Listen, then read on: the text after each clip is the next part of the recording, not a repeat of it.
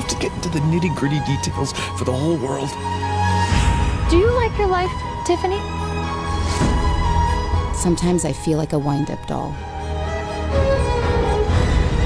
Turn my key, and I will tell you exactly what you want to hear.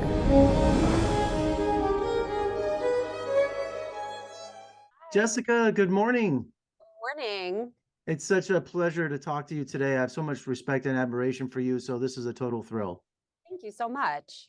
Well, not only are you the author, but you adapted the screenplay for Luckiest Girl Alive for Netflix. Were there any elements in the film that you didn't get to explore in the book?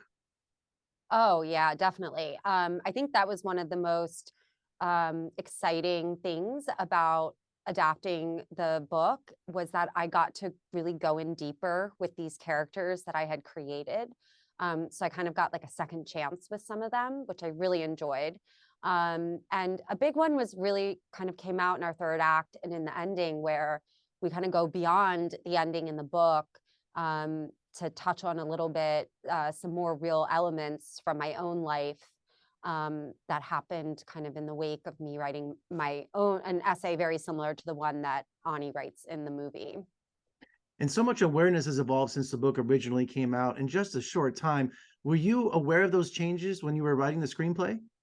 Yes, that's why we made the decision to set the film in 2015. It felt important for the stakes of the story.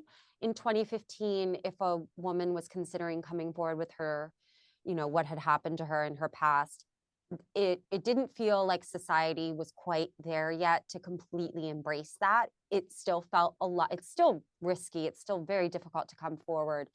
But 2017, I think, showed kind of that people's tolerance for hearing these kinds of stories and believing women and offering them support.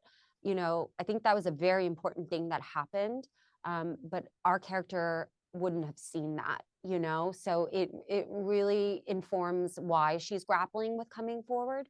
Whereas I think if we had kept it contemporary and set it in 2020, 2021, we would have to kind of talk about the Me Too movement, which wasn't a part of the original DNA of the book. And with the film adaptation, do you feel the journey of your story can finally come to a conclusion that you're personally content with? Yeah, I mean, I think maybe the story can come to a conclusion that, yes, I feel I've done right by this character in this story, because there are elements of myself in this character and some of her kind of processing of everything that happened to her is, mirrors the way I've processed things. I think the answer to that is like, that will always be ongoing, like there will always be some new wisdom that I glean from it. And a lot of that comes down to like the work that I'm committed to doing in therapy to understand it and to make sure that I find a way to, to use what happened to me and turn it around and make it something so that I have agency again in my life. So that's kind of the point I'm at now. And do you think the movie will open up even more conversations and dialogue than the book reading public? Because movies and television, that's a different medium. You're going to reach a huge audience. Yeah, you said it best. It's just a platform like Netflix it's pretty crazy. The kind of just volume of people that it can reach.